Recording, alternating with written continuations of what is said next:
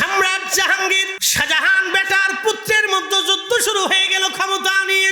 এই সম্রাট শাহজাহান নিজের ভাইদেরকে জবাই করেছিল ক্ষমতার জন্য। এটাও শুনে যান, কি কঠিন ক্ষমতা, খুব মারাত্মক ক্ষমতা, খুব মারাত্মক ক্ষমতার জন্য সম্রাট জাহাঙ্গীর শাহজাহান তার নিজের ভাইদেরকে হত্যা করেছিল। এই সম্রাট শাহজাহান ক্ষমতার জন্য, এ যুবকরা তোমরা তো ইতিহাস জানো না, তোমরা মনে করছো নূরজাহানের জন্য নাকি ওই বেটির নাম কি, এই বেটির জন্য সদ নির্মাণ করেছে। ভাইব না, এটা প্রেমের সদী। তুমি জানো না ওই বেড়ার মারাত্মক লোক ছিল, নিজের ভাইদেরকে জবাই করেছিল ক্ষমতার জন্য। নিজের বাবার বিরুদ্ধে যুদ্ধ করলো 4 বার। এই কথা কর না কেন, কয়বার? পারবেন আপনার বাপের বিরুদ্ধে অস্ত্র ধরতে পারবেন? ও বেটা তাই করেছিল ক্ষমতার জন্য।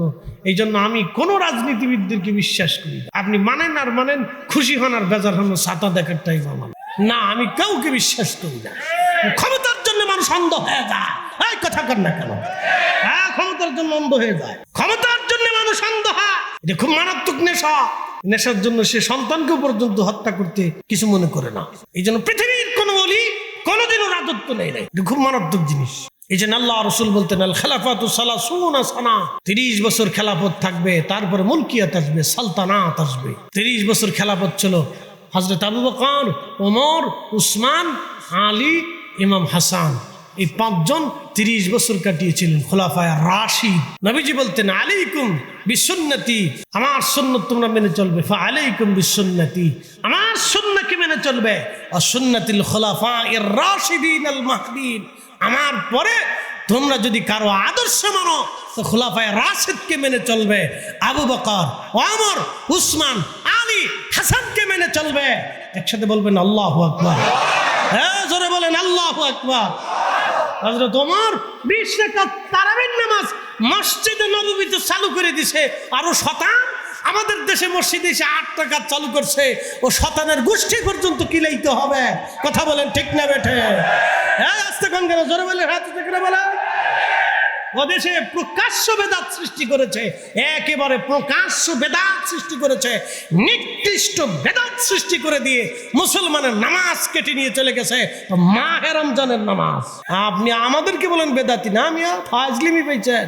হযরত ওমর যদি আজকে বেঁচে থাকতো তো একবারে সব কয়টার রাস্তায় রাস্তায় মরে নিয়ে নিয়ে বেতের বাড়ি শামুকের পিটুনি দিয়ে পিঠের চামড়া উঠিয়ে ফেলতে। বিশ্ববিখ্যাত সেই মহিয়সী নারী, যিনি জান্নাতের সমস্ত রমণীদের সাইয়্যিদিনী সরদারিনী ফাতিমাতুজ জাহরা রাদিয়াল্লাহু আনহা সাইয়্যিদাতুন নিসাই আহলিল জান্নাহ, রাওয়াহুল বুখারী।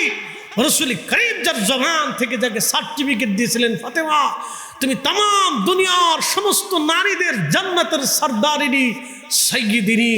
আহা, তার বিবাহ হয়েছিল খুব সামান্য পরিসরে, কিচ্ছু ছিল না। হযরত আলীর ঘরে পাঠিয়েছিলেন, একটা কম্বল ছিল, মার উপরে দিলে মাথা বের হতো, মাথায় দিলে পা বের হয়ে আসতো।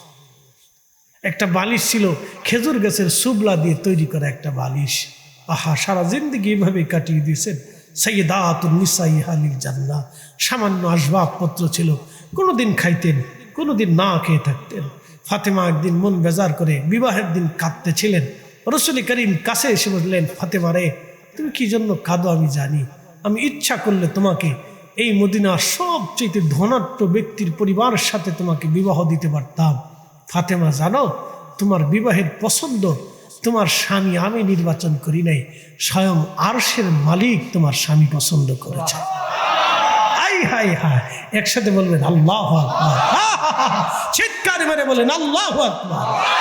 তোমার স্বামী আরশের মালিক নিজে পছন্দ করেছে রে ফাতেমা, আমি পছন্দ করি না। ফাতেমা রাদিয়াল্লাহু আনহা চোখের পানি মুছে বললেন, ফাতেমা আমি পছন্দ করি না, আল্লাহ নিজে পছন্দ। শান্তামাসিক খুবই মনোযোগের সাথে শুনবেন। আমি ওয়াজ হয়তো বহু দূরে চলে আসছি। সম্রাট জাহাঙ্গীরের কথা বলতেছিলাম আমি, আর সম্রাট শাহজাহান। দুনিয়ার কোন ওলি, এমন কোন অলির জিন্দেগি পাবেন না যে অলি রাজত্ব নিয়েছিলেন। কারণ অলিরা দুনিয়ার রাজত্বের জন্য আসে না। একটা কথা মনে রাখবেন, আজকে যারা এসেছেন, একদিন এই বাংলাদেশে আওয়ামী লীগও থাকবে না, বিএনপিও থাকবে না, জাতীয় পার্টিও থাকবে না, জামাতও থাকবে না, কোন রাজনৈতিক দল একদিন এই বাংলার জমিনে কোনো অস্তিত্ব থাকবে না, কারণ 100 বছর আগে এই ধরনের কোন রাজনৈতিক সিস্টেম এই বাংলায় ছিল না। হ্যাঁ ঠিক আছে না, বর্ডারে করে দিতেছে ভয় পান নাকি আপনারা? আমি গ্যারান্টি দিয়ে কাগজে লিখে দিব 100 বছর পরে থাকবে না। হ্যাঁ লিখে দিয়ে দিব, কিন্তু কাদেরিয়া থাকবে, চিশতিয়া থাকবে, নকশবন্দিয়া থাকবে, মুজাদ্দিদিয়া থাকবে। কথা কন না কে না ডরাই করতেছে? আমি লিখে দিয়ে দেবো, লিখে লিখে দলিলে দিয়ে দেবো। কোন রাজনৈতিক দল বাংলায় থাকবে না একদিন। আমাদের দেশের স্বাধীনতাও নাও থাকতে পারে। আজকে ফিলিস্তিন যেমন পরাধীন, আরাকানের রোহিঙ্গারা যেমন পরাধীন, অথচ 1000 বছর আগে আরাকানে ইসলাম আসলো, 1000 বছর আগে ওই দেশে ইসলাম আসলো। শত শত বছর ধরে তারা ছিল স্বাধীন রাজ্যের অধীনে, অথচ আজকে তারা পরাধীন হয়ে দেশ থেকে বিতাড়িত। এমন একদিন আমাদের নসিবে হতেও পারে বাংলায় স্বাধীনতাও নাও থাকতে পারে, আবার এমনও হতে পারে বাংলা অনেক বড় হতে পারে। কথা ঠিক আছে না? আমাদের আগে ছিল পাকিস্তান, পাকিস্তানের আগে ছিল ব্রিটিশ, ব্রিটিশের আগে ছিল নবাবি, তার আগে সালতানাত, তার আগে মুঘল। সমস্ত জমানা চলে গেল, সব জমানায় অলিরা ছিল। এই জমানায় অলিরা আছে, আগামীর জমানায় অলিরা থাকবে, কিন্তু রাজত্বের রাজত্ব পরিবর্তন হবে। শাহজালাল তখনও ছিল, এখনো আছে। কথা কয় সূত্রে কয়, আমি কই না। বলে কোন সূত্রে?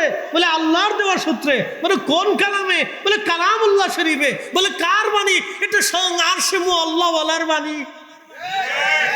আলা ইন্না আউলিয়া আল্লাহি লা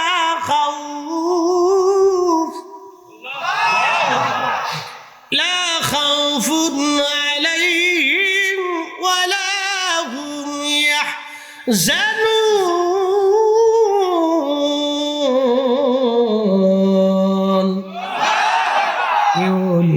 আল্লাহর বাংলাদেশ, শহীদ গাজীর বাংলাদেশ, রহম করো আল্লাহ, রহম করো আল্লাহ। ঠিক কিনা? ভালো করে শুনে যাবেন। তার মানে বাংলা যে কোনো রাজনৈতিক দলের সূর্য ডুবে যাবে, কিন্তু তরিকতের সূর্য কখনো ডুববে না। কি আসতে কন কেন জোরে বলেন?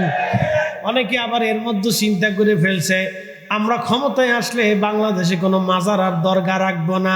তোমরা শুনে রাখো, এই চিন্তা যদি তোমাদের মনে থাকে তো জীবনেও কোনোদিন ক্ষমতার স্বাদ দেখবা না।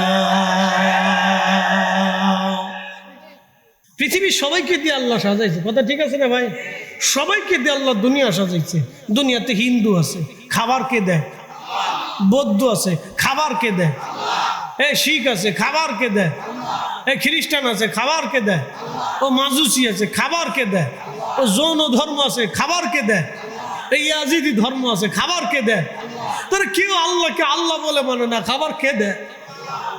নাস্তিক আছে, আল্লাহ খুদা ভগবান যিশু কিছু মানে না, বৌদ্ধ টৌদ্ধ কিছু সে মানে না, নাস্তিক। ওরে খাবার কে দেয়? তো আল্লাহ যদি ওরে খাবার দিতে পারে, তো আমার বাড়ি হিন্দু আসলে আমি খাবার দিতে পারবো না?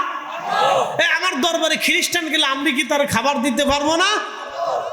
সৃষ্টির মধ্যে কিছুই নাই, তামাম মহা সৃষ্টির মধ্যে কিছুই নাই, কিছুই ছিল না, আবার এক সময় কিছু থাকবে না, আবার এক সময় হবে।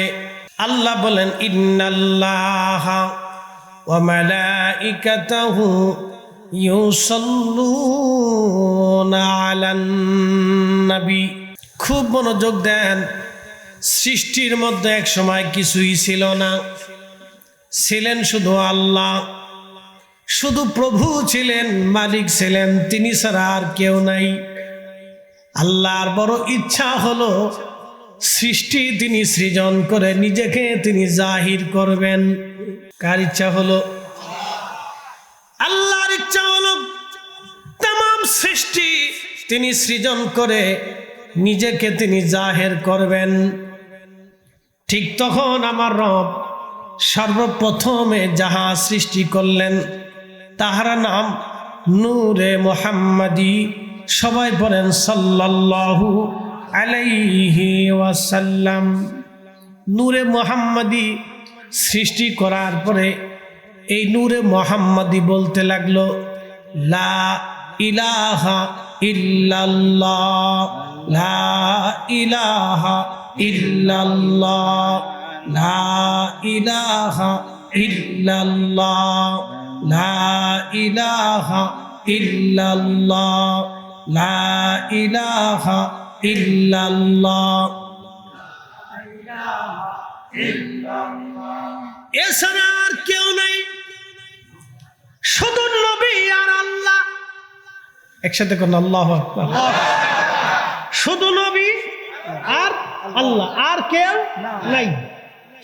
কোটি কোটি বছর চলে গেল, কোটি কোটি বছর চলে গেল, নূরে মুহাম্মাদি জিকির করলো আল্লাহ আল্লাহ আল্লাহ আল্লাহ আল্লাহ আল্লাহ আল্লাহ আল্লাহ আল্লাহ আল্লাহ আল্লাহ।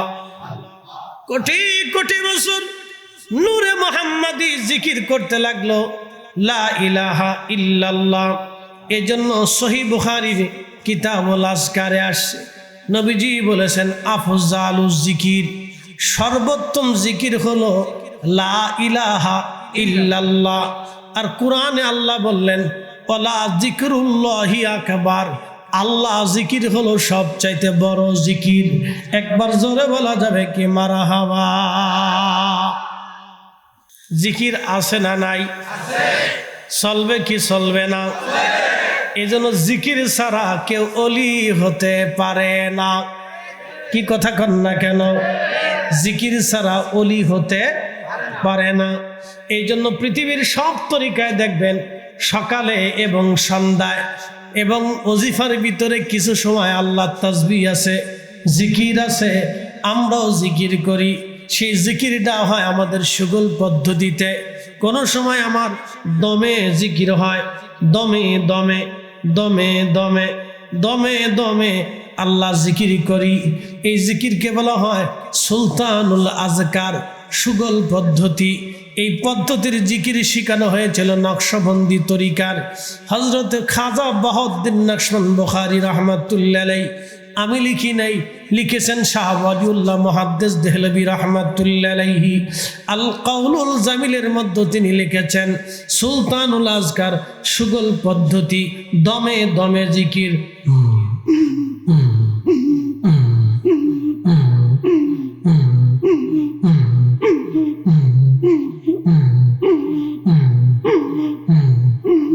দুনিয়ার কোনো খেয়াল থাকবে না,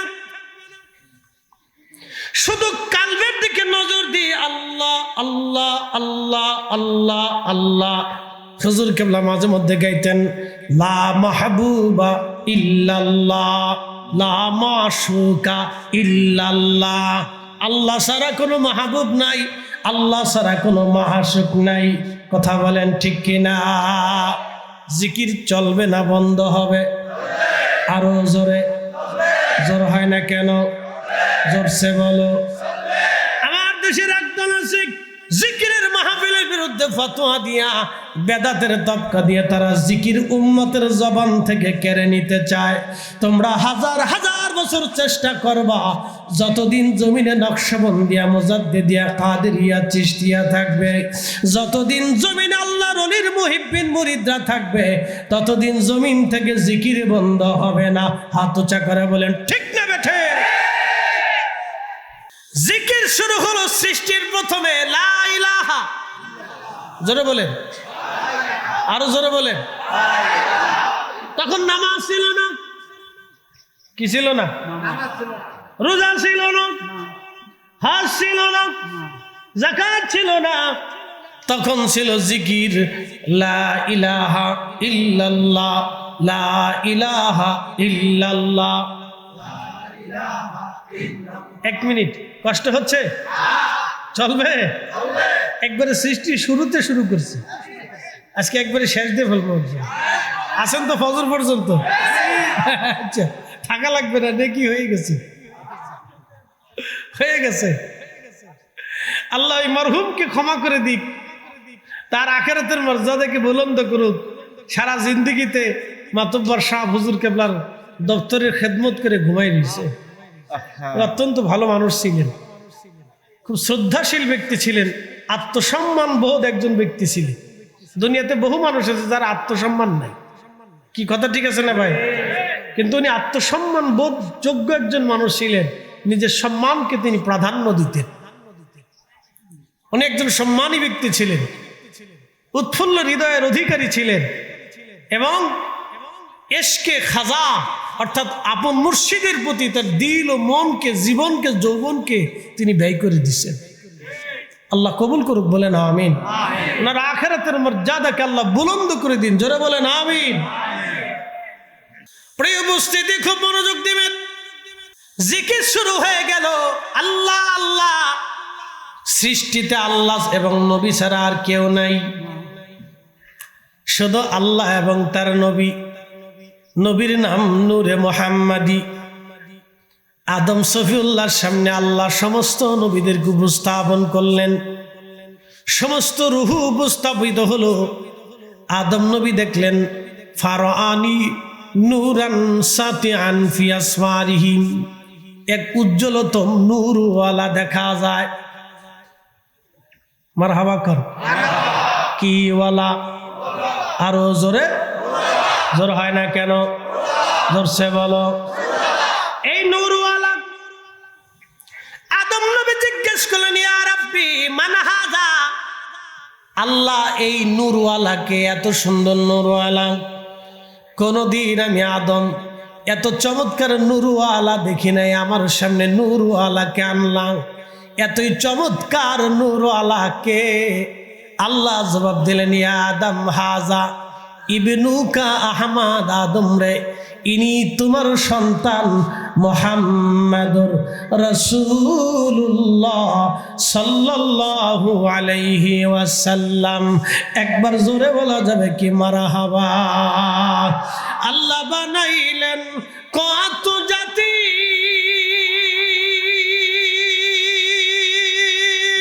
হইল না তোর প্রেম প্রীতি। ঠিক কিনা?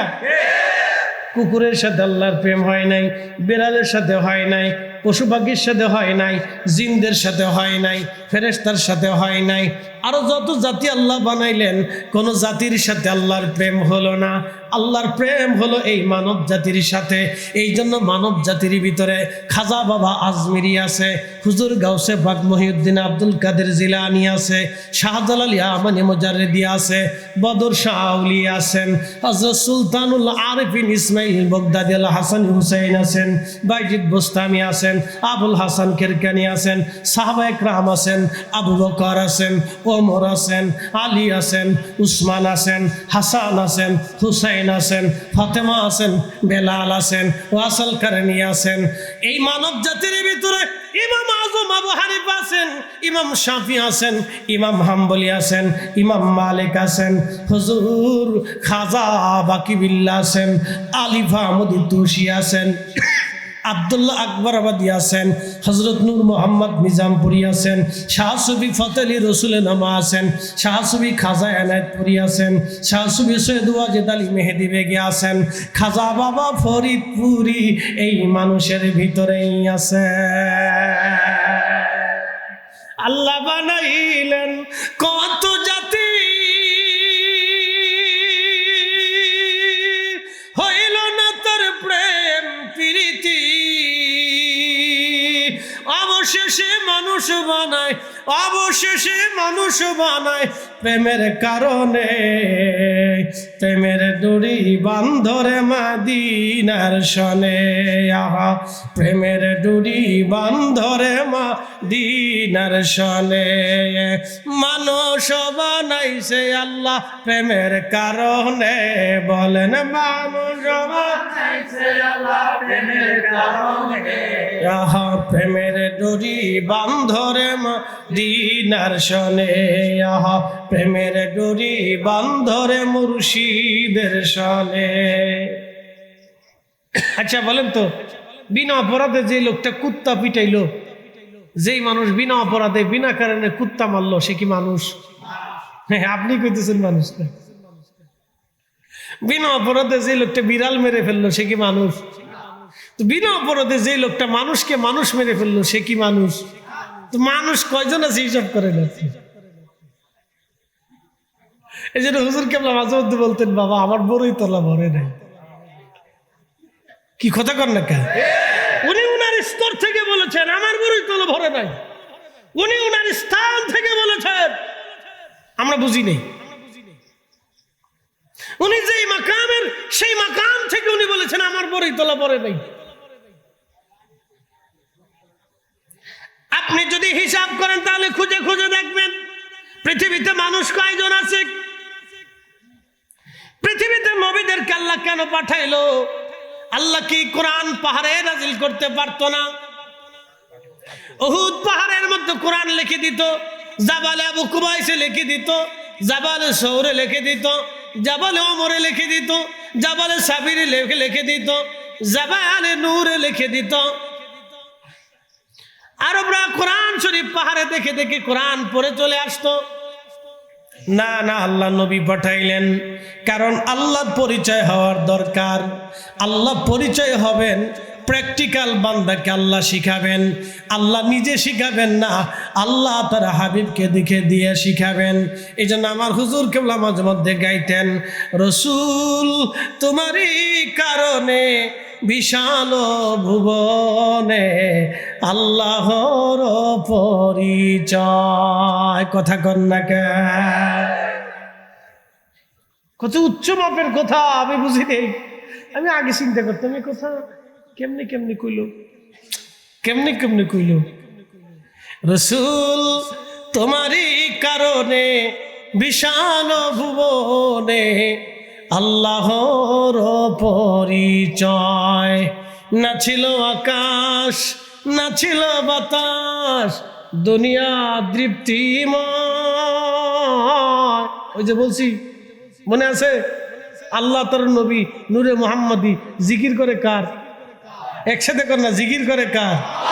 না ছিল আকাশ না ছিল বাতাস, দুনিয়া তৃপ্তিময়। রসুল তোমারই কারণে বিশাল ভুবনে আল্লাহর পরিচয়। আল্লাহুম্মা সাল্লি আলা, জবান খুলে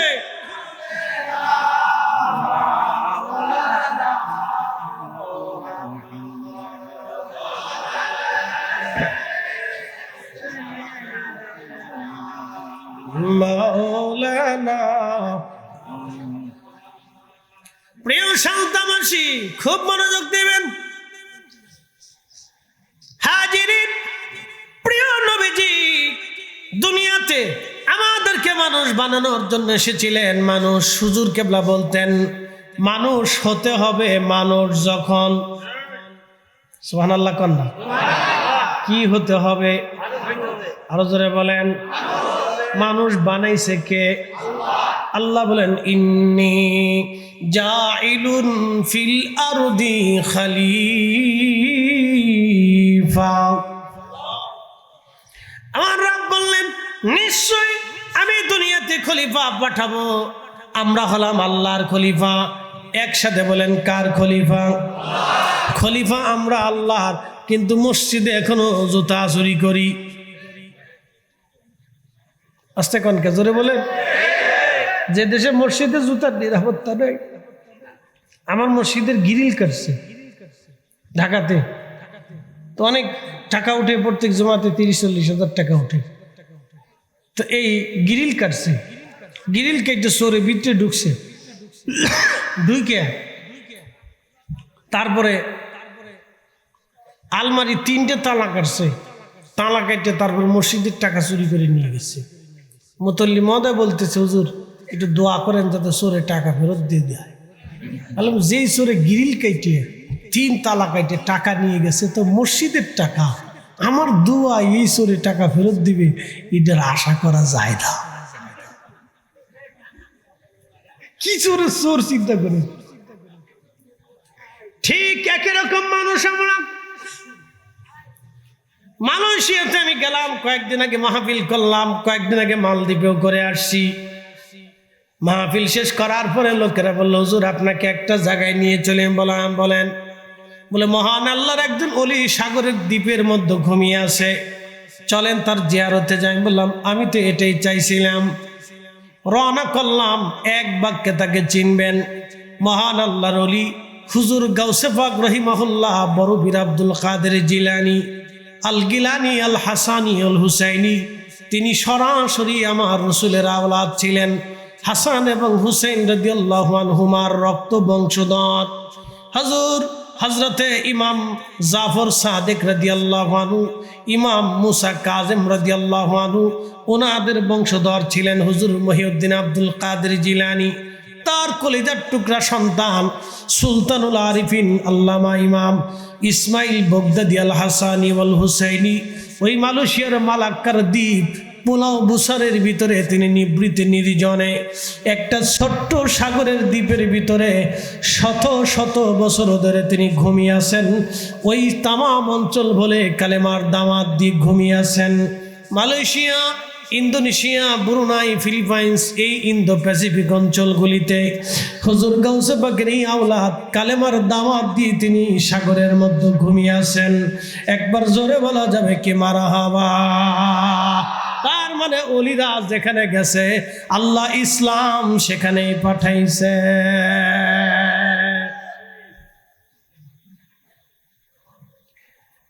এই সালতাবাসী শোনে নামের জিয়ারত করার জন্য গেলাম ঘাটে, সাগরের ঘাট। স্পিড বোটে উঠবো, ঘাটে গেলাম, চিন্তা করলাম পেশাব সেরে অজু গোসল করে পাক পবিত্র হয়ে তারপরে যাই। ওয়াশরুমে ঢুকে অজু করে বের হয়ে আসতেছিলাম, ঠিক এমন সময় দেখি টেবিলের উপরে এমন একটা টেবিলের উপরে একটা বাক্স আছে, বাক্স খোলা, বাক্সের ভিতরে রিঙ্গিত ফালানো আছে, রিঙ্গিত, মালয়েশিয়ার টাকা রিঙ্গিত। আমি বললাম কি ব্যাপার, টাকা কেন? হুজুর পেশাব করছেন, টাকা দিতে হবে। আমি বললাম সিস্টেম তো ভালোই, বাংলাদেশের সিস্টেমের মতো গা হুজুর, কিন্তু যিনি টাকা নিবে তিনি নাই, কিন্তু বাক্স আছে, টাকাও আছে। আমি বললাম মালয়েশিয়ার পেশাবখানার সামনে বাক্স আছে, টাকা আছে, কিন্তু যিনি টাকা নিবে তিনি নাই, কারণ কি? বলে এদেশের লোকজন এইভাবেই টাকা কালেক্ট হয়, চোরে চুরি করে না, কেউ নেবে না। আর এটা যদি বাংলাদেশে হইতো তাহলে বাথরুম সহ কান্দে করে লয়ে যাইত।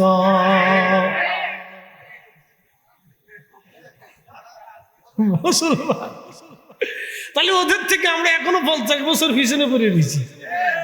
আস্তে কনকে জোরে বলে, এদেশের মুসলমানরা মসজিদের জায়নামাজে বসে মিথ্যা কথা পায়। হ্যাঁ বহু আছে, কি কথা কর না কেন, বহু আছে, কথা কর না, আছে না নাই? এদেশে সামনে রমজান মাস আসতেছে, রমজান আসবে সামনে, প্রায় 1 লক্ষ মানুষ বাংলাদেশ থেকে এই মক্কা মদিনায় যাবে রমজান আদায় করার জন্য। যে হারাম শরীফে যে রমজান আদায় করে আসে, হারাম শরীফে এনে যে এক রাকাত নামাজে 1 লক্ষ রাকাতের সোয়াব হারাম শরীফে পাওয়া যায়, তো রমজান মাসে গেলে অগণিত সোয়াব। কিন্তু যিনি যে রমজান মাসে হজ করতে গেছে, ওমরা করতে গেছে, তো টাকার উসুল কি? তাহলে এই 100% 1 লক্ষ মানুষ যদি যায়, তো খুঁজে খুঁজে দেখবেন তার 50,000-এর ভিতরে সুদের টাকা, ঘুষের টাকা, অন্য জমি মাইরে টাকা, অন্য সম্পদ চুরি করে খাওয়া টাকা। এই টাকা খাইয়া, এই টাকা দিয়ে যারা বিমান ভাড়া দিয়ে তারপরে হজ ওমরাই চলে গেল, আল্লাহর কসম হারাম শরীফে কাবা শরীফের গিলাফ ধরে কানলেও আল্লাহর দরবারে এই এক নেকিরও আশা করতে পারবে।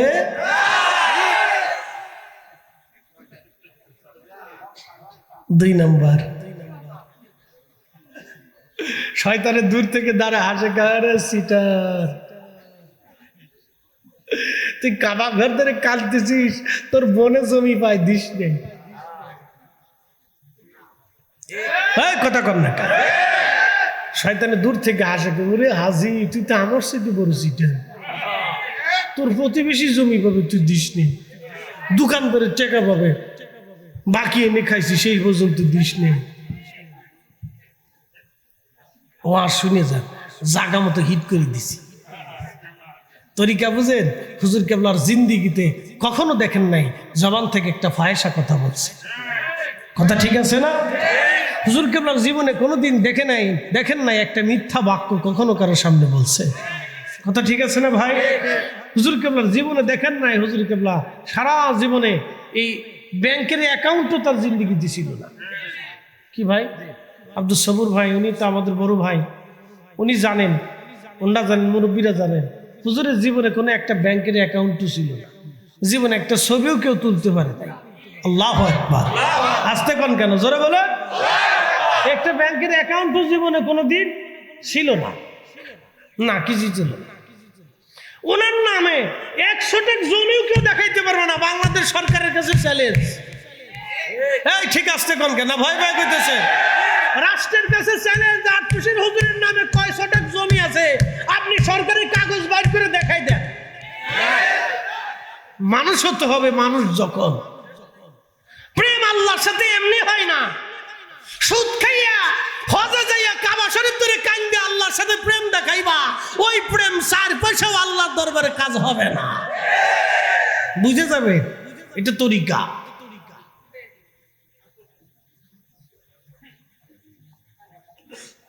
প্রিয় মুসলমান সালতাবাসী, আমি আশ্চর্য হলাম, মালয়েশিয়ার টয়লেটের সামনে টাকা জেনে নিবে তিনি নাই, কিন্তু বাক্স আছে, টাকা পড়ে আছে, লোকেরা টাকা নিল না, উল্টে টাকা দিয়ে চলে আসলো। আমিও টাকা দিলাম, যে পেশাব তো করছি, টাকা যদি না দিই তাহলে ওনার আমানত নষ্ট হবে। টাকা দিয়ে আসলাম, সবাই টাকা দিল, কেউ টাকা ছাড়া আসলো না। কত সুন্দর নীতি। আর আমার বাংলাদেশের মসজিদের টাকা চুরি হয়ে যায়, সভাপতি কে হবে এটা নিয়ে আমারই গুতাগুতি। Bangladesh, made in Bangladesh. মাঝে মাঝে চিন্তা করি, দেশটা কিসের উপরে চলে, দেশটা কিসের উপরে চলে। অর্থমন্ত্রী এই সে ভিক্ষা করে, হ্যাঁ বলে হুজুর এটা কি, সে নিজেই সুর। স্বাস্থ্যমন্ত্রী তার নিজেরই স্বাস্থ্য নাই। খাদ্যমন্ত্রী সে নিজেই পুষ্টিহীন। যিনি খাদ্যমন্ত্রী তার পুষ্টি নেই, যিনি শিক্ষামন্ত্রী আধা পাগল। দেশ চলে কেমনে, মাঝে মধ্যে খালি এটি চিন্তা করে ভাবি। 360 জন অলি, 12 জন অলি, অসংখ্য অলি মাটির নিচে থাকার কারণে দেশ চলতেছে, নাহলে এটা ভাঙ্গে ছুটে পড়ে যাইতো। হ্যাঁ পড়ে যাইতো। এইভাবে দেশ চলে নাকি? আল্লাহু আকবার। অলিরা নিচ থেকে বসে দোয়া করতেছে, আল্লাহ ভাঙ্গো না, ওরা ভুল করতেছে, আল্লাহ তুমি দয়া করে সুযোগ দাও ওদেরকে।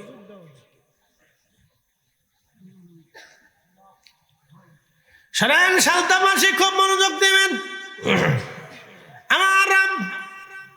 আমার আল্লাহ দুনিয়াতে আমরারে পাঠাইলেন, পাঠাইয়া দিয়ে আল্লাহ আমাদেরকে দুনিয়াতে ছেড়ে দিলেন। কারণ কি, আল্লাহর সাথে আর কোনো জাতির প্রেম হলো না, প্রেম হলো আল্লাহর সাথে বান্দার। আজকে বৃষ্টির মধ্যে কাদার মধ্যে বসে আছেন, আল্লাহর কসম করে বলি, খোদার কসম করে বলি, ওই রবের হাতে আমার জীবন, ওই রবের হাতেই আমাদের হায়াত মত, যার হাতে আসমান জমিন তাম সৃষ্টির মালিক যিনি, আজকে যে কাদার মধ্যে ঠান্ডার মধ্যে বসে আছেন, প্রত্যেকটা সেকেন্ডটার সেকেন্ড কিয়ামতের ময়দানে আল্লাহর সামনে কথা বলবে। কারণ আল্লাহর সাথে এখন আপনার প্রেম হচ্ছে, আল্লাহর সাথে এখন প্রেম হতেছে। বলেন তো, আমার রসুল যদি বলতো আল্লাহ তুমি আমাকে তামাম দুনিয়ার মালিক বানায় দাও, উহুদ পাহাড়ের নিচে প্রচুর পরিমাণে স্বর্ণ আছে, এটা জানেন কিনা জানি না। সৌদি আরবে যদি যান, এই উহুদের স্বর্ণের একেবারে স্থান চলে গেছে মদিনা যাওয়ার বহু দূর পর্যন্ত, প্রায় 100 মাইল মাটির নিচ দিয়ে দূরে এই স্বর্ণের উৎস পাওয়া গেছে।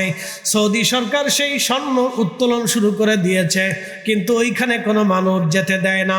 সেই স্বর্ণের উৎস যায় মিলেছে উহুদ পাহাড়ে। সৌদি আরব যদি কিয়ামত পর্যন্ত স্বর্ণ বিক্রি করে, তারা স্বর্ণ বিক্রি করেই খেয়ে যেতে পারবে, কোনোদিন তাদের দেশে অভাব আসবে না। একবার জোরে বলা যাবে কি মারহাবা।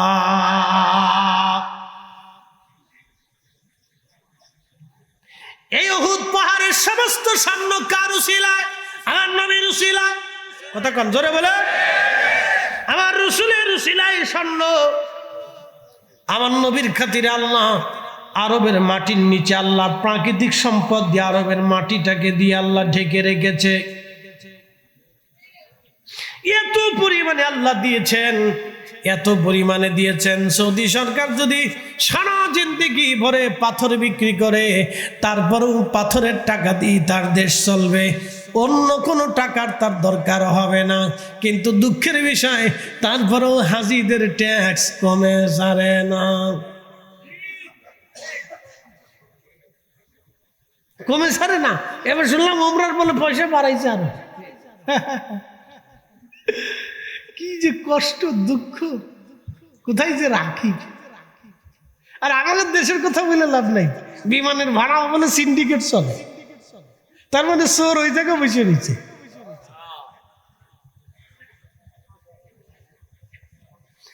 শোনা যাবেন সালতাবাসী, প্রিয় নবীজি আমাদেরকে দুনিয়াতে, আল্লাহ আমাদেরকে দুনিয়াতে পাঠাইলেন আল্লাহর সাথে প্রেম করার জন্য। এই জন্য দুনিয়াতে যত অলি দেখবেন সব অলিরা আল্লাহর সাথে প্রেম করে। গভীর রাত্রে আল্লাহর সাথে প্রেম করত, ২৪ ঘন্টা আল্লাহর সাথেই তাদের প্রেম হতো, আমার রবের সাথেই প্রেম হতো। আহা, প্রেম শুরু হলো প্রথমে আল্লাহ এবং তার নবী, জিকির শুরু হয়ে গেল লা ইলাহা ইল্লাল্লাহ, লা ইলাহা ইল্লাল্লাহ, লা ইলাহা ইল্লাল্লাহ, মুহাম্মাদুর রাসূলুল্লাহ। আওয়ালাখের দুই কুল, হাবিবুল্লাহ সৃষ্টির মূল, ঠিক কিনা? সে নবীজির কদম ধার, কলবে আল্লাহর জিকির করে লা ইলাহা ইল্লাল্লাহ, লা ইলাহা ইল্লাল্লাহ, লা ইলাহা ইল্লাল্লাহ, মুহাম্মাদুর রাসূলুল্লাহ। আল্লাহর জিকির শুরু হলো। সৃষ্টির মধ্যে কেউ নাই, আল্লাহ এবং তার নবী। নবীজি জিকির করেন লা ইলাহা ইল্লাল্লাহ। এবার আল্লাহ কি করে? আল্লাহ তার জবাব দিয়ে দিলেন কোরআনে, ইউসাল্লুনা আলান নবী। আমার নবীর উপরে আল্লাহ তখন রহমত প্রেরণ করতেছিলেন, পাঠাচ্ছিলেন সন্তুষ্টি। আল্লাহ তার রসুলের উপর দুরূদ প্রেরণ করতেছিলেন। খুব মনোযোগ দিবেন। আল্লাহ কোরআনে বললেন, হুজুর আপনি বলে দেন, বিযালিকা উমিরতু ওয়া আনা আউয়ালুল মুসলিমিন। ও নবী বলে দেন, আপনি আদিষ্ঠিত হয়েছেন এই কথা বলার জন্য। লা শারীকা লাহু, আপনি জানান আমি আল্লাহর কোনো শরীক নাই, আমি আল্লাহ ব্যতীত আর কোনো রব নাই, আমি আল্লাহ ব্যতীত আর কোনো খালিক নাই, আমি আল্লাহ ব্যতীত আর কোনো মালিক নাই, আমি আল্লাহ ব্যতীত আর কোনো রহমান নাই, আমি আল্লাহ ব্যতীত আর কোনো গফফার নাই, আমি আল্লাহ ব্যতীত আর কোনো রাজ্জাক নাই, আমি আল্লাহ ব্যতীত আর কোনো রহিম নাই।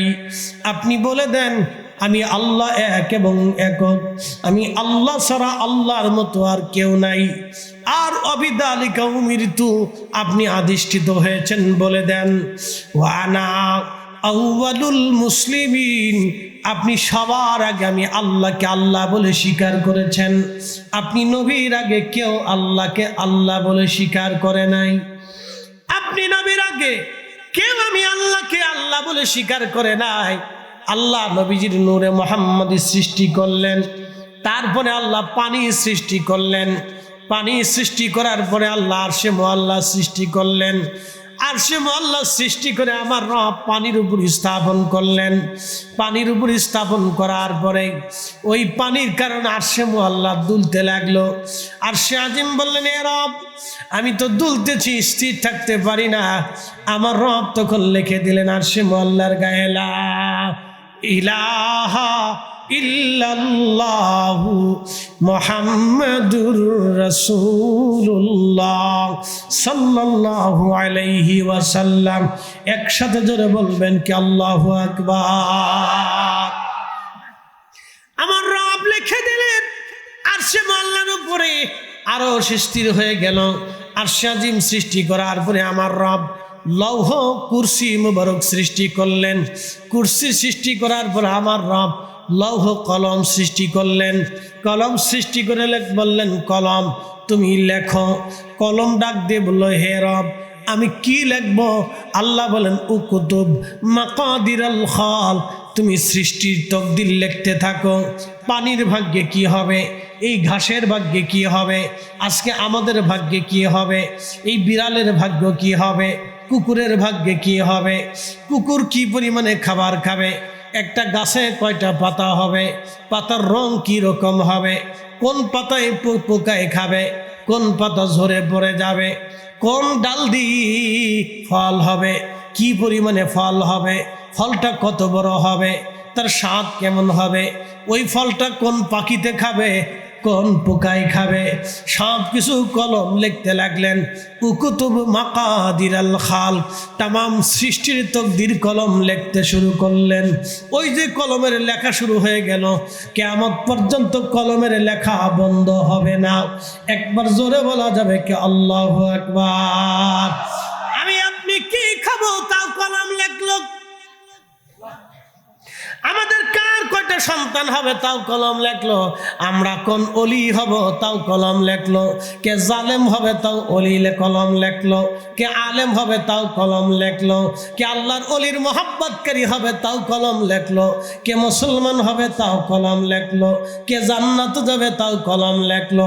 কে জাহান্নামে যাবে তাও কলম লিখে ফেললো। কে কি পরিমাণে অর্থবিত্তের মালিক হবে কলম তাও লিখে ফেললো। সব কিছু কলম লিখতে শুরু করলো, লিখতে লাগলো। আজ পর্যন্ত কলমের লেখা বন্ধ হয় নাই। এই জন্য দুনিয়াতে একটা ফেরকা আছে, এই ফেরকার নাম হলো কদারিয়া। কদারিয়া কাদেরিয়া না, কদারিয়া কাদেরিয়া না, কদারিয়া। কদারিয়া যারা, তারা বলে তকদির বলে কিছুই নাই। আমরা মানুষের হাতের মধ্যেই তকদির, মানুষ যা করে এটাই তকদির। না না না, আল্লাহর নবী বললেন তকদিরকে যারা অস্বীকার করে তারা মুসলমান থাকবে না। কারণ আল্লাহ নিজে তকদির লিখেছেন, তকদির বিশ্বাস করতে হবে। আপনার পিকুর পরিমাণে খাবার আছে, খাবার খাবেন তাও তকদির লিখে দেয়। আল্লাহ নিজে কলম দিয়ে লিখে দিয়েছেন। ভালো করে শুনে যান, মনে রাখবেন। একজনের ব্যাংকে হাজার হাজার কোটি টাকা আছে, কিন্তু বরাতে খাবার নাই। জোরে জোরে বলো। আর একজনের টাকা নাই, কিন্তু বরাতে খাবার পিছে পিছে যাই দেখেন গে ঢাকা বড় বড় হসপিটালগুলিতে কাইতে পুরি দিচ্ছে। হ্যাঁ, কাইতে পুরি দিচ্ছে বলে কারণ কি? গরিবের রক্ত শুষে গেছে। আপনাদেরকে আজকে একটা তথ্য দিয়ে যাই, সারা জীবন মনে রাখবেন। পৃথিবীর কোনো অলিরা রাজত্ব কেন নিল না? আজকে একটা তথ্য দিয়ে যাই। পৃথিবীর কোনো অলি রাজত্ব নেই নাই। মুজাদ্দিদ আল হুসানি সিরহিন্দি রাজত্ব নেন নাই। হজরত শাহজালাল ইয়ামানি মুজারিদি রাজত্ব নেন নাই। খাজা বাবা আজমিরি রাজত্ব নেন নাই। মহিউদ্দিন আব্দুল কাদের জিলানি রাজত্ব নেন নাই। বাহাউদ্দিন নকশবন্দ বুখারী রাজত্ব নেন নাই। আলী ফাহমুদি তুসি রাজত্ব নেন নাই। আবুল হাসান খেরখানি রাজত্ব নেন নাই। বাইজিদ বুস্তামি রাজত্ব নেন নাই। ইমাম আজম আবু হানিফা রাজত্ব নেন নাই। ইমাম মালিক রাজত্ব নেন নাই। ইমাম শাফিঈ রাজত্ব নেন নাই। ইমাম হাম্বলি রাজত্ব নেন নাই। হজরতে পৃথিবীর যত বড় বড় বুজুর্গ অলিরা ছিলেন, তারা কেউ রাজত্ব নেন নাই। কেন রাজত্ব নেন নাই? হাজলা বক্সা আসবি এনায়তপুরি রাজত্ব নেন নাই। ফতেলি রসুলেনামা রাজত্ব নেন নাই। আমার পীর মুর্শিদ রাজত্ব নেন নাই। তারা এমন এক আল্লাহর প্রেমের সাগরের প্রেমের রাজ্য নিয়েছেন যে রাজত্ব শেষ হবে, কিন্তু তাদের রাজত্ব কোনোদিন শেষ হবে না। আজকে আট্টশির হুজুর নাই, কিন্তু তার রাজত্ব চলমান আছে। খাজা বাবা আজমেরি নাই, তার রাজত্ব চলমান আছে। শাহজালালি আমানি নাই, কিন্তু তার রাজত্ব চলমান আছে। বদর শাহ আউলিয়া নাই, কিন্তু তার রাজত্ব ঠিকই আছে। হুজুর গাউসে পাক নাই, কিন্তু তার রাজত্ব ঠিকই আছে। মুজাদ্দিদ আল ফেসানি সিরহিন্দি নাই, কিন্তু তার রাজত্ব ঠিকই আছে। বাহাউদ্দিন নকশবন্দ বুখারী নাই, তার রাজত্ব ঠিক আছে। ইমাম আবু হানিফা নাই, কিন্তু তার রাজত্ব ঠিক আছে। পৃথিবীর সব অলিরা নাই, কিন্তু তাদের রাজত্ব চলমান আছে। হাত উঁচা করে বলেন ঠিক না বেঠে? অলিরা রাজত্ব নেয় না। কোন অলির জিন্দিগিতে দেখবেন না রাজা হয় নাই, বরং তারা রাজত্ব ছেড়ে দিয়ে তারপর অলিত্ব নিয়েছে। রাত বাদশাহী ছেড়ে দিছে। ওরে ইব্রাহিম সারিয়া দিল মহামূল্য সিংহাসন, দেখ না ফরিদ করিল দান অমূল্য এক না ফরিদ করিল দান অমূল্য চক্ষুরতন ইব্রাহিম সারিয়া দিল মহামূল্য সিংহাসন সে সাধুর প্রেম সুধারণ আসে যে জন পিপাসায় হয় जो बिजली तेजारो जार ताजल्ली ढेउ खेलाय एश्केरो गभीर तत्व যদি রে জানিতে চাও প্রেমের গভীর তথ্য যদি রে জানিতে চাও কামেলের পদতলে নেসার হইয়া যাও। কষ্ট হচ্ছে আপনাদের? কোন অলি রাজত্ব নেন নাই, অলিরা রাজত্ব বন্টন করত। হুজুর হযরতে বদরুদ্দিন সেরহিন্দি রাহমাতুল্লাহ আলাইহি একটা কিতাব লিখেছেন হাজারাতুল কুদস। এই হাজারাতুল কুদসের মধ্যে তিনি একটা ঘটনা লিখতেছে, ভালো করে শুনে যাবেন। মুজাদ্দিদ আল ফেসানি সেরহিন্দি রহমাতুল্লাহের জমানাতে সম্রাট জাহাঙ্গীর এবং সম্রাট শাহজাহান, নাম শুনছেন না? তাজমহলের নাম এমন কেউ নাই যে না শুনছে। তাজমহল আমাদের দেশের এই যারা ইয়াং জেনারেশন আছে তাদের কাছে তাজমহল খুব প্রিয়। বলে কি ওরা কয় এটা প্রেমের সমাধি। ইস, শরীরের ভিতর কারেন্ট আসে, ওদের শরীরে কারেন্ট আসে, কারেন্ট। ওরা নাম দিছে প্রেমের সমাধি। এই সেই সম্রাট শাহজাহান, আহা এই সেই সম্রাট শাহজাহান ক্ষমতার জন্য নিজের বাবার সাথে যুদ্ধ করেছিল। বুঝে নেবা ক্ষমতা কি জিনিস। ক্ষমতার জন্য দেখেন বর্তমানে কি শুরু হয়ে গেছে, একবারে মন্দির পর্যন্ত চলে গেছে। আমাদের দরবারে হিন্দু ভাইরা যাইতো বিদায়, ওরা খালি কইতো তোমাদের পীর কি হিন্দু নাকি যে তোমাদের পীরের কাছে হিন্দু যায়? হিন্দু কেন যায়? হিন্দুর বাড়ি হিন্দু যায় বহু আজ আমরা শুনছি। আজকে তোমরাই ভোটের জন্য মন্দিরে মন্দিরে ঘুরে বেড়াইতেছ, তার মানে ডাল মে কুছ কালা হ্যাঁ। কথা কর না জোরে বলে আহমদ ভাই, লড়াচড়া দেন না, আমরা শরীর তো কারেন্ট আসার কথা। ঠিক আছে, সাইয়ের হয়েছে, কারেন্ট আসতেছে না, বয়স শেষ। ঠিক আছে, জায়গা মতো দিয়ে দিস, কারেন্ট আছে। কি বুঝলেন? সারা বছর খালি আমরা কইছে তোমরা হিন্দু যাই কেন? আরে বেটা, ওলিদের কাছে হিন্দু বৌদ্ধ খ্রিস্টান যাবে না তো যাবে কার কাছে? কি কথা কর না কেন? ওলিদের কাছেই তো যাবে। ভোটের লেগে মন্দিরে মন্দিরে ঘুরতেছ, সেদিন দেখলাম মন্দিরে ভাই এক হুজুরে পেপসি কিনতেছে।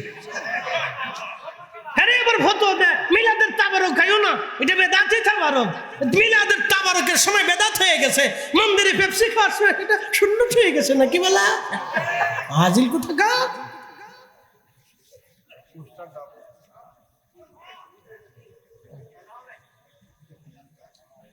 দুনিয়ার কোন বলি এর জন্য রাজত্ব নেই, না নেই নেই। সম্রাট জাহাঙ্গীর শাহজাহান বেটার পুত্রের মধ্যে যুদ্ধ শুরু হয়ে গেল ক্ষমতা নিয়ে। বুঝতে পারছেন ক্ষমতা কি জিনিস? এই সম্রাট শাহজাহান নিজের ভাইদেরকে জবাই করেছিল ক্ষমতার জন্য, এটাও শুনে যান। কি কঠিন ক্ষমতা, খুব মারাত্মক। ক্ষমতা খুব মারাত্মক। ক্ষমতার জন্য সম্রাট জাহাঙ্গীর শাহজাহান তার নিজের ভাইদেরকে হত্যা করেছিল। এই সম্রাট শাহজাহান ক্ষমতার জন্যে, এ যুবকরা তোমরা তো ইতিহাস জানো না, তোমরা মনে করছ নূরজাহানের জন্য নাকি ওই বেটির নাম কি, সম্রাট শাহজাহানের বোন নাম কি যেটা কবর দিছে, মমতাজ। আরে নাম আর বুঝে পাইল না, ও বেটির নাম। আরে আমি তো ভুলে গেছি। এই বেটির জন্য সদ নির্মাণ করেছে। ভাইব না এটা প্রেমের সদি। তুমি জানো না ওই বেড়ার মারাত্মক লোক ছিল, নিজের ভাইদেরকে জবাই করেছিল ক্ষমতার জন্যে, নিজের বাবার বিরুদ্ধে যুদ্ধ করলো 4 বার। এই কথা কর না কেন, কয়বার?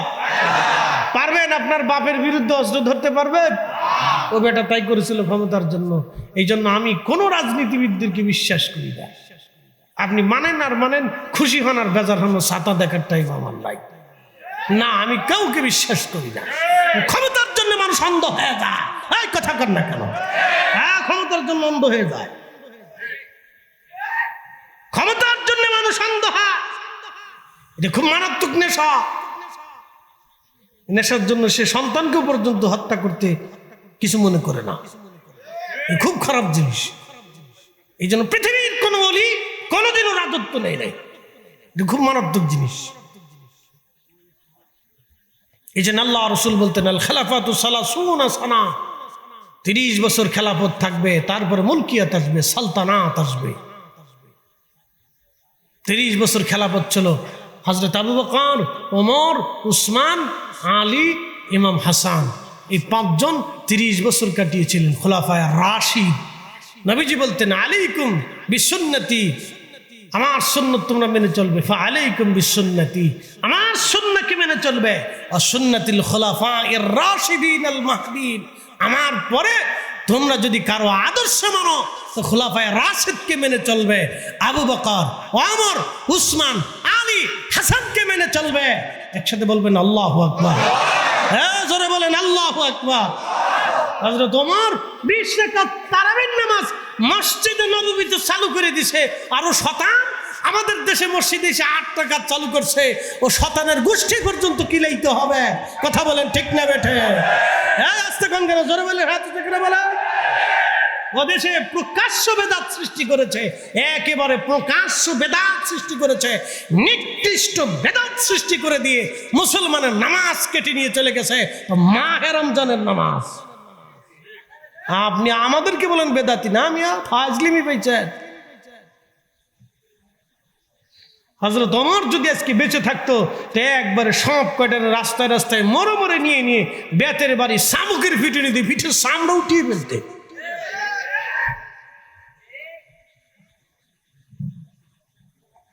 কষ্ট হইতেছে না আপনাদের? চলবে? উচিত কথায় ময় বেজার হয়ে যায়, আর ডাল ভাত দিলে কুটুম বেজার হয়ে যায়। দেখেন না, বিয়ে বাড়িতে খাওয়ান যদি একটু কম পড়ে তো যুদ্ধ লেগে যায়, বিশাল যুদ্ধ, ফুড়াফুড়ি, ঠুম ঠুম ঠুম ঠুম ঠুম। ফোনায় কি বাইচাইছে নি মায়ের পক্ষের লোকটা, আমরার মাইয়া কি বাইচে গেছে নি, দিলাম না তোদের লোকে, করলাম না তো করবি, যা এই লেগে গেল যুদ্ধ। শয়তানের ধরে দাঁড়ায় দা হাসে গা লাগাই দিছি। এই জন্য বিয়ে থা হিসাব কিতাব করে করবে। আর বিয়ে বাড়িতে যা হয় ও তো কই লাভ নেই। একজনের বউ আরেকজনের কান্দে করে লাসে, কি কথা কর না কে? নিকৃষ্ট বেহায়াপনা, লা হাওলা ওয়ালা কুওয়াতা ইল্লা বিল্লাহ। আর সারা রাত ধরে ডেকসেট বাজে, তা আওয়াজ হয় কি কুকু কুকু কুকু কুকু কুকু, সারা রাত ধরে কুকু কুকু কুকু কুকু বাজতেছে।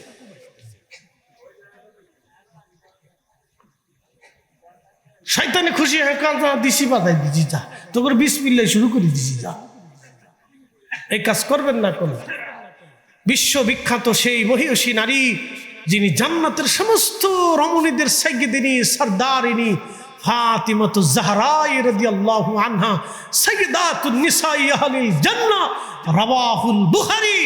রাসূল করিম যার জবান থেকে যাকে সার্টিফিকেট দিয়েছিলেন, ফাতেমা তুমি তাম দুনিয়ার সমস্ত নারীদের জান্নাতের সরদারিনী সাইয়্যিদিনী। আহা, তার বিবাহ হয়েছিল খুব সামান্য পরিসরে, কিচ্ছু ছিল না।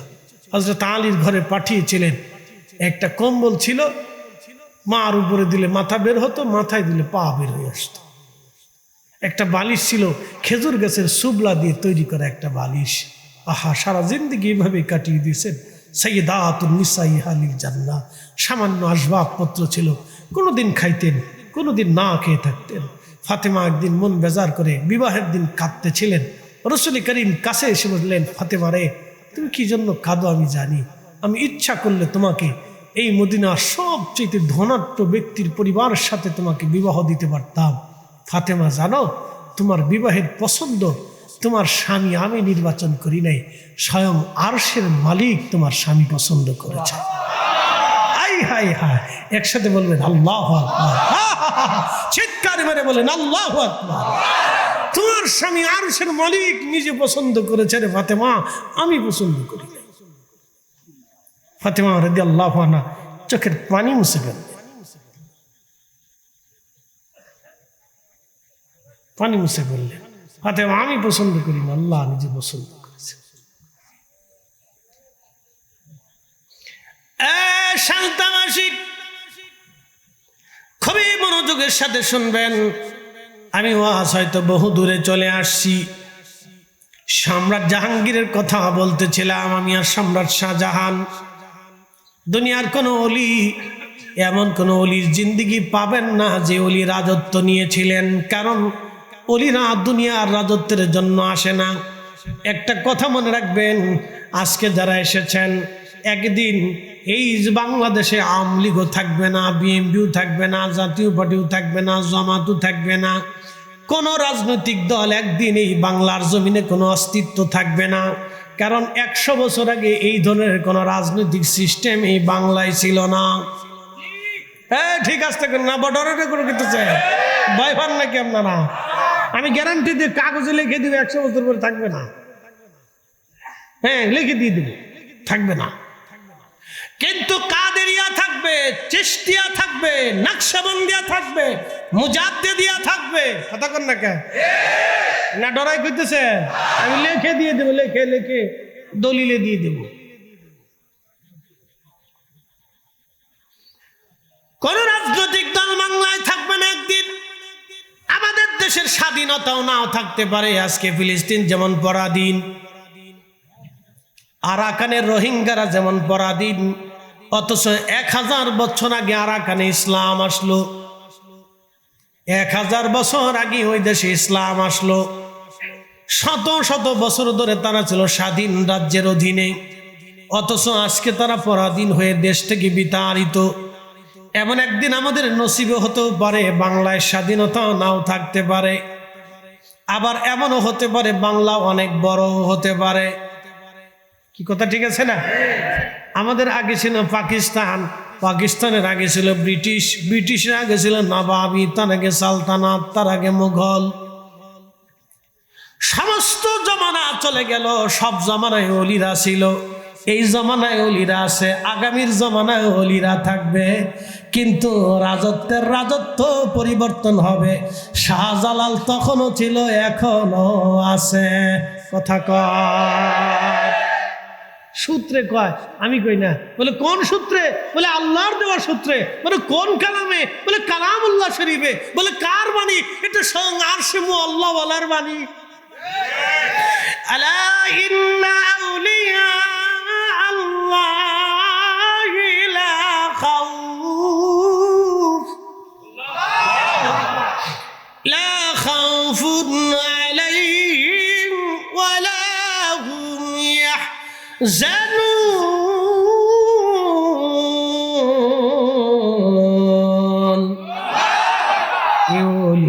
আল্লাহর বাংলাদেশ, শহীদ গাজীর বাংলাদেশ, রহম করো আল্লাহ, রহম করো আল্লাহ।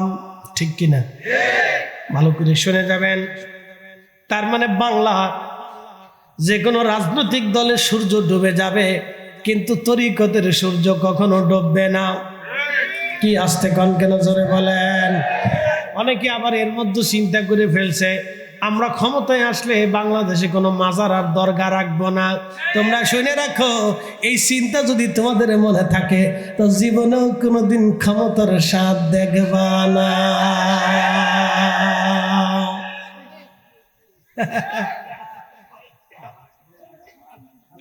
আজের চিনতে শয়তান মাথার ভিতরে আন্দাজ দিচ্ছে। এক নূরে ফাগলারে পুরাই কি বিপদে পড়ছে চিন্তা করতে পারছে। মন্দিরে মন্দিরে দৌড়াইতেছে।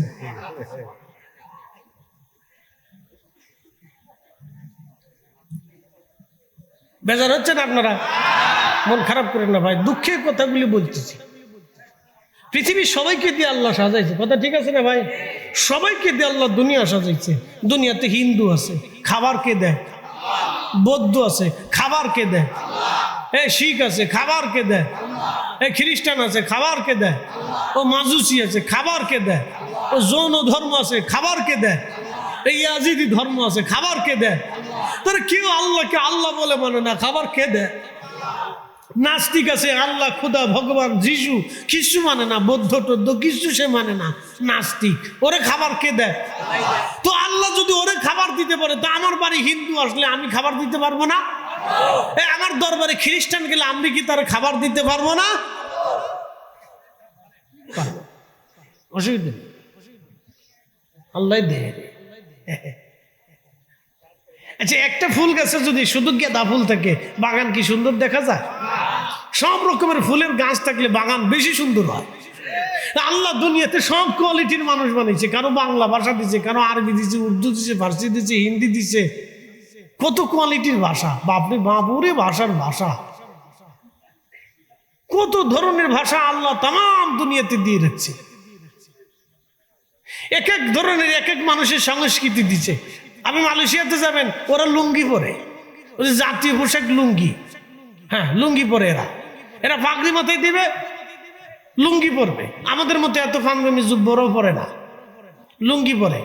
মালদ্বীপে গেছি, দেখি বড় বড় চুল, কারো আছে বেডি মাসির মতো চুল। আমি বললাম বেড়া না ইজলিয়া, না এটা বেড়াই। তো বললাম কি এত চুল কে? এ মানে 50% মালদ্বীপের মানুষের বাসিন্দাদের বড় বড় চুল। ওদের প্রধান খাদ্য হলো মাছ। ওরা আগে থেকেই আদিকাল থেকে মাছ মারে।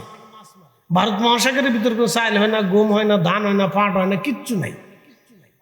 কদ্দুর নারকেল হয়। এখন কিছু কিছু ফলের গাছটা শাকসবজি করা ধরছে আর কি, বিভিন্ন দ্বীপে টিপে। আগে কিছু ছিল না, বুঝছেন? খালি মাছ ধরতো, মাছ খেত। ওদের জাতীয় খাবার হলো মাছ, জাতীয় খাদ্য মাছ। মাছ খায়, বিরাট বড় বড় চুল। তা আমাদের দেশে কয়দিনে দেখেন না, এর ধরে হেরে ধরে হের চুল কাটে, হের চুল কাটে। তুই এত চুল কাটা, আমি চিন্তা করলাম ওকে মালদ্বীপ পাঠাই দেওয়ার দরকার। যা তোরা কাটে গে, কদ্দুর কাটতে যা, একটু বাটাম চালান খাই এই আর চুল টুল কাটে গে যা। দেখছি ল্যাংটা করে তোর মালদ্বীপটা পাঠাইছে কেন দেখে। আজের যত সব চিন্তা ভাবনা মানুষের, বাঙালিদের অসুস্থ চিন্তা, সবসময় খালি অসুস্থ চিন্তা মাথার ভিতরে ঘুরপাক খায়। এত বড় বড় চুল, বড় বড় অফিসার তাদের চুল, বড় বড় ব্যাংকার বড় বড় চুল রাখছে। ইমিগ্রেশনের অফিসার বড় বড় চুল রাখছে। ওদের বলে সেই ঐতিহ্য ধরে রাখছে। আর আমাদের দেশে গোলাপানের কিছু পয়সা করি হইলে বা আমার দেশে সিগারেট টেনে হাফ প্যান্ট করে রাস্তা দিয়ে ফুড়ুর ফুড়ুর ফুড়ুর করে আড়ে। হ্যাঁ, কি কথা কর না? হ্যাঁ, ভাবলো লিখছে বিরাট বড় বুজুর্গ হাফ প্যান্ট পরে রাস্তা দিয়ে আড়া শুরু করছে। নিজস্বের ঐতিহ্য আছে, আমাদের রক্তের ঐতিহ্য আছে, বংশের ঐতিহ্য আছে, পূর্বতন ঐতিহ্য আছে। এগুলো ভুলতে হয় না, এগুলো ছাড়তে হয় না। কিছু কিছু ঐতিহ্য আছে, এগুলো ছাড়তে হয় না। কিন্তু বাংলাদেশের কিছু কিছু ঐতিহ্য আছে। 1 নম্বর ঐতিহ্য হলো ঠকাঠকির ঐতিহ্য। বুঝেন নাই মনে হয়? কে কারে ঠকাইবে, কে কারে বাস দিবে, সারা দুনিয়ার ভিতর বাঙালি যদি ফার্স্ট। আসতে কোন কে জোরে বলে। আজকে ভিডিওতে দেখলাম, আজকেও দেখছি, ওই যে ভোক্তা অধিদপ্তরের অফিসাররা গেছে এক দোকানে, দোকানদারের মাথায় টুপি, খাবারের ভিতর রং দেয়, জানেননি? হাই হাই হাই, আমি হের দাঁড়িয়ে টুপি দেখি আমি বললাম বাপরে বাপ, কত বড় সাইকুলা দিচ্ছে।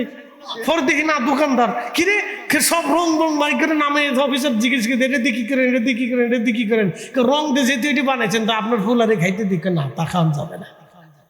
তাহলে আপনি যদি বিক্রি করে মানুষের ক্যান্সার বানাই দিচ্ছেন, হার্টের সমস্যা বানাইছেন, লজ্জা করে না? টুপি বড় টুপি, এত বড় দাঁড়ি, সাদা সাদা সাদা সাদা কালা কালা, বাপরে বাপ, সাদা কালা, তার নাম রাখছি সাদা কালা। শতান কোথায় খার? এই জন্য কিছুক্ষণ আগে বললাম আপনাকে যে বাংলাদেশের বহু হাজি আছে হজ করবার যে হালাল টাকা না। আপনি ঠিক বললে ঠিক, না ঠিক বললেও ঠিক। গত বছরে হজ করতে যাব, গত বছরে আগের বছরে তো আমাদের এই কাফেলাতে যে যাবে এক ভদ্রলোক আসছে খাজা সাহেবের ইয়ারে, আইসে 6 লাখ টাকা দিছে, কিন্তু বিরাট বড় অফিসার 4-5টা বাড়ি আছে ঢাকায়। তো মোয়াল্লিম জিজ্ঞেস করলো যে আপনার তো অনেক টাকা আছে, নাম করবো না, অনেক টাকা আছে, তো 6 লাখ টাকার প্যাকেজে যাবেন, আপনি 12 লাখ টাকা 21 লাখ টাকার প্যাকেজে যাবেন, ভালো হোটেলে থাকবেন, ভালো খাওয়ার দাওয়ার, আপনার ভিআইপি সিস্টেম থাকবে, মিনা প্রান্তরের মিনার কাছাকাছি আপনার শয়তানের কাছাকাছি আপনার জায়গা করে দিই, যাতে ওখানটা আইয়া শয়তানের ফাতর মারতে সময় না লাগে, বুঝছেন? খালি 8 টুসি সিস্টেম ধরেন, ভুল ধরেন যে 8 টুসি ফেলেটে খায়, 8 টুসি মানে মানুষের আলাদা বিয়ে। শোনেন, আপনারও যা খান আমরাও তাই খাই, 8 টুসি সবাই মাটির ভিতরে, কিন্তু সৌদি আরবে যার যত টাকা তার তত ভিআইপি তাবু। আপনি আসেন কে? যাই দেখেন কে টাকা বেশি দিবেন হোটেল ভাড়াটা পাবেন, টাকা যত বেশি দিবেন তত কাছাকাছি পাবেন, শয়তানের কাছে জায়গা পাবেন। হ্যাঁ, কাছে যাইয়া তারপরে শয়তানকে মিসকিনাম মুজাদ্দেদাল ফেসানি দল ফেসানি মান। বর্তমান জামানাতে তাম দুনিয়াতে যত ওলি আছে, ওলিদের সর্দার সাইয়্যিদ তিনি মুজাদ্দিদ আল ফেসানি সেরহিন্দি ফারুকি। শোনেন, 4 জনে বোর্ড বসার পরে 3 জনে সিদ্ধান্ত দিয়েছেন আপনি বাদশা হবেন, কিন্তু ওলিদের সম্রাট যিনি তিনি বলেছেন না, শাহজাহান বাদশা হবে না, আমার মুরিদ, আমার রুহানি সন্তান সম্রাট জাহাঙ্গীর আমৃত্যু পর্যন্ত সে বাদশাহীতে থাকবে, মৃত্যু পর্যন্ত সে দিল্লির মসনদে থাকবে। হুজুর, সবার সিদ্ধান্ত আপনার পক্ষে থাকলেও বাদশাহ সম্রাট শাহজাহানের পক্ষে, আপনার পক্ষে 3 জন থাকলেও প্রধান যিনি তার সিদ্ধান্ত আপনার বাবায় মসনদে থাকবে। তবে আমার কাশ অনুযায়ী আপনাকে বলে দিলাম, আপনার বাবা যতদিন জীবিত থাকবে আপনি ততদিন দিল্লির মসনদের বাদশা হতে পারবেন না। তবে আপনার বাবা মারা যাওয়ার পরে আপনি হলেও হতে পারেন যদি আল্লাহর ইচ্ছা হয়। তবে আপনার আব্বা জান বেঁচে থাকা অবস্থায় আপনি বাদশা হতে পারবেন না। এই ফয়সালাটা হযরত মুজাদ্দিদ আল ফেসানি সেরহিন্দি দিয়েছেন, আর এই ফয়সালাতে রব্বে কারিমের দরবারে গৃহীত হয়েছে, কবুল হয়ে গেছে। আপনি কখনো আপনার বাবার জিন্দা হালতে বাদশা হতে পারবেন না।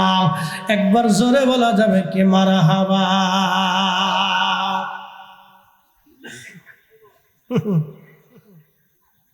এই জন্য দুনিয়ার কোন ওলিরা বাদশাহী নিতেন না, তারা বাদশা বানাইতেন। আস্তে কানকে জোরে বলেন। আর দুনিয়ার বড় বড় বুজুর্গরা কোনোদিন বাদশার দরবারে দাওয়াত নিতেন না। আমাদের অনেক হুজুরা তো রাজা বাদশার কাছে, আমির ওমরার কাছে যাইতে বললে ঘুষিয়া ফাঁসাটে যাইয়া পাম মারে, খুব পাম দেয়, পামে পামে একবারে জান্নাত পর্যন্ত বাড়াই দেয়। এত ফাম দিন না, বেশি ফাম ভালো না। শোনেন, বিশ্ববিখ্যাত আল্লাহর ওলি, তার নাম খাজা মাহমুদ বাহাদাবানি নাকশবন্দি। উনি এসেছিলেন মুজাদ্দিদ আল ফেসানি আসারও অনেক আগে। তিনি আসলেন কোন জামানায় বলে দিয়েছে, এই শোনেন, এগুলো জানার দরকার। কি কথা, ঠিক আছে না? সম্রাট জাহাঙ্গীরের বাবার নাম কি? সম্রাট আকবর। সম্রাট আকবরের বাবার নাম কি? সম্রাট হুমায়ুন। সম্রাট হুমায়ুনের বাপের নাম কি? সম্রাট জহিরুদ্দিন মুহাম্মদ বাবর। এই জহিরুদ্দিন মোহাম্মদ বাবর ছিলেন মুঘল সাম্রাজ্যের প্রধান স্থপতি, সেই মোগল সম্রাট সাম্রাজ্য শুরু করছে। এই বাবরের পোলার নাম সম্রাট হুমায়ুন। তো সম্রাট হুমায়ুন শের শাহর কাছে যুদ্ধে হেরে যান। আরো বিভিন্ন জায়গা যুদ্ধে উনি পারতেছিলেন না, বিভিন্ন জায়গা যুদ্ধে তিনি পরাস্ত হতে লাগলেন। তো সম্রাট হুমায়ুন চিন্তা করলেন যে আমি একবার এই জমানার বিখ্যাত অলিকে আমার দরবারে এনে একটু দোয়া করাই। আগের যুগের রাজা বাদশারা অলিদের কাছে যা ধর্ণা দিত দোয়ার জন্য, আর আমরা আমির উমরের কাছে দিয়ে সার সার সার সার সার সার সার সার সার করতে করতে শেষ হয়ে যেতেছি। শোনাবেন হাজিরিন, লিখেছেন মোল্লা আলী কারি মাক্কি 400 বছর আগে একটা কিতাব লিখছেন আল মাউরিদুর রাবি ফি মাউলিদিন নবী। এই কিতাবের মধ্যে তিনি ঘটনাখানা লিখেছেন। সম্রাট হুমায়ুন বহু যুদ্ধে পরাস্ত হচ্ছিলেন, বিপদ দেখে মহান আল্লাহর ওলি খাজা মাহমুদ বাহাদাবানী নকশবন্দি রহমাতুল্লাহ আলাইহিকে দাওয়াত দিলেন। তিনার প্রধান উজির ছিলেন বৈরাম বেগ। বৈরাম বেগকে বললেন, বৈরাম তুমি হুজুরকে দাওয়াত দিয়ে আসো। বৈরাম হুজুরের দরবারে গেলেন, যাইয়া বলেন, হুজুর সম্রাট হুমায়ুন আপনাকে তার রাজ দরবারে দাওয়াত দিয়েছেন, আপনি আসেন, একটা বারের জন্য এসে দোয়া করে যান। আল্লাহর মহান ওলি মাহমুদ বাহাদাবানী নকশবন্দি জবাব দিলেন, যাও, চলে যাও হে বৈরাম, তোমার বাচ্চাকে বলো আমি মাহমুদ বাহাদাবানী নকশবন্দি কোন রাজার রাজ দরবারে আমি দাওয়াত কবুল করি না, আমি কোন রাজ দরবারে দাওয়াত খাই না। কারণ রাজাদের অর্থের ভিতরে গরিব আর মজলুম মানুষের রক্ত লেগে থাকে। এই আমার দিকে তাকান তো, এই যারা রাষ্ট্রীয় টাকায় হজে যায়, এই ভালো করে শোনেন, যারা রাষ্ট্রের টাকায় হজে যায় এর হজ কি আপনার মনে হয় হয়? কে হয় না? এদিকে তার বাপের টাকা, জনগণের টাকা। তো রাষ্ট্রের টাকা তো ওই বেটা করে হজ করাইতে হবে কেন? কারণটা কি? এই যে 2 দিন পর পর ক্রিকেট খেলা হয় আর খালি বাংলাদেশ ঠকে। এই আসতে কনকে জোরে বলে, এই যে ঠকে, ওদের পিছনে হাজার হাজার কোটি কোটি টাকা ব্যয় করে। কে আমাদের দেশে অন্ধের পিছনে, গরিবের পিছনে, পথ শিশুর পিছনে, অসুস্থর পিছনে, ওদের পিছনে হাজার হাজার কোটি টাকা খরচা না করিয়া আমাদের প্রত্যেকটা জেলায় একটা বড় বড় করে হসপিটাল করে দাও, তাও আমার দেশের মানুষের উপকার হবে। কথা কন না কা? হাজারে 2 দিন পর পর খেলে আর ঠকে, ও ছাতা দিয়ে আমার কি হবে? কি বেলাত ভাই কথা কি আমি খারাপ করছি? ওরা তো আমার উপর সেট পেনে যে হুজুর আবার কেটা দেখি। হ্যাঁ, ওদের পিছনে টিয়া খরচা করে কি হবে? আবার নামাই দিছে বেডি মানুষের ফুটবলার বানাইছে। আচ্ছা বলেন তো, বেডিরা যদি ফুটবল খেলতে আসে তো যুবক পোলাপান ঘরে ধরে রাখা যায়? এই আমার দাদা, আপনি কি এই বেডি মানুষের ফুটবল খেলতে দেখতে যাবেন? বেডিগার আর কি দেখার আছে? হে তো আমার দাদিরে দেখতে দেখতে তার জিন্দিগি শেষ হয়ে গেছে, আর দাদির জ্বালা হে দাঁতু পড়ে গেছে, শেষ।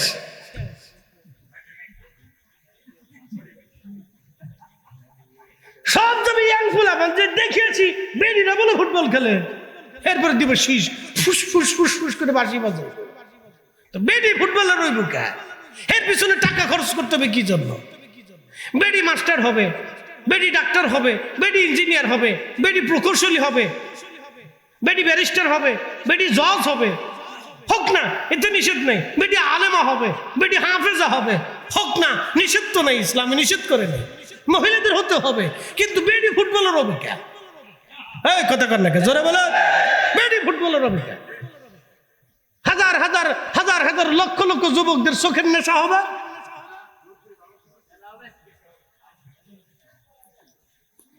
হ্যাঁ, আমার দিকে তাকান, ভালো করে শুনে। এদের পিছনে লক্ষ লক্ষ কোটি কোটি টাকা রাষ্ট্র খরচ করে, অথচ আমাদের দেশে ভালো হসপিটাল নাই। এই ঢাকার ফরিদপুরে সদর হসপিটালে গেলে বাপরে বাপ যে কি গন্ধ। এই কথা কন না, জোরে বলে, রোগীর সিট নাই, আইনছে কানছে মানকেছি পায়, রোগী পড়ে রয়েছে, ছটফট করতেছে, ওই ওই অবস্থা দেখলে সুস্থ মানুষ অসুস্থ হয়ে পড়তেছে। কি অবস্থা হসপিটালগুলির, পরিষ্কার নাই, পরিচ্ছন্ন নাই, কয়জন ভরেছে, গন্ধ করতেছে, ঘ্যাত ঘ্যাতে গন্ধ করতেছে, এখানে ময়লা যেখানে ময়লা। তো সরকারি কর্মচারী কর্মকর্তা যারা ছিল ওদের কাজটা কি? ওখানে বসাই বসাই বেতন দেওয়া, ওদের চেহারা দেখা, ওদের কাজ কি? যারা পরিচ্ছন্ন কর্মী ছিল ওদের কাজ কি? ওরা টিয়ানা দিলে পরিষ্কার করে না। আবার রাষ্ট্র এদের পিছনে টাকা খরচা করে হজে পাঠায়। ইস, বিরাট হজ। একটা কথা মনে রাখবেন, রাষ্ট্রের একটা টাকার ভিতরেও 18 কোটি মানুষের হক লেগে আছে। 18 কোটি মানুষের হক লেগে আছে। রাষ্ট্রের এক টাকাও যদি কেউ বেহুদা নষ্ট করে, আল্লাহর কসম, আল্লাহর ওই জমিন মাহফিল সাক্ষী, যদি খেলাফত সত্য হয়ে থাকে, খোলাফায়ে রাশিদ যদি সত্য হয়ে থাকে, হযরত আবু বকরের জিন্দেগি যদি সত্য হয়ে থাকে, তাহলে রাষ্ট্রের এক টাকাও যদি কেউ মেরে কিয়ামতের ময়দানে 18 কোটি মানুষের সামনে তাকে জবাব দিতে হবে। আপনি ঠিক বললেন ঠিক, না ঠিক বললেন ঠিক, আল্লাহর সামনে দাঁড়ায় জবাব দিয়ে হিসাব দিয়ে দিতে হবে। সেদিন আপনি মামলা দিবেন, আল্লাহ টাকা পাই, টাকা বুঝাই দিতে কম। বাংলাদেশে যারা চেয়ারম্যান, মন্ত্রী, এমপি, মিনিস্টার আছে, ওর বেহেশত যাইতে ওর ঘাম ছুটে যাবে না। হ্যাঁ, ঘাম খালি ছুটবে, ওর জিন্দিগি বরবাদ হয়ে যাবে। 18 কোটি মানুষ করে আল্লাহ হক পাইতাম, আমার টিয়া চুরি করে খাইছে।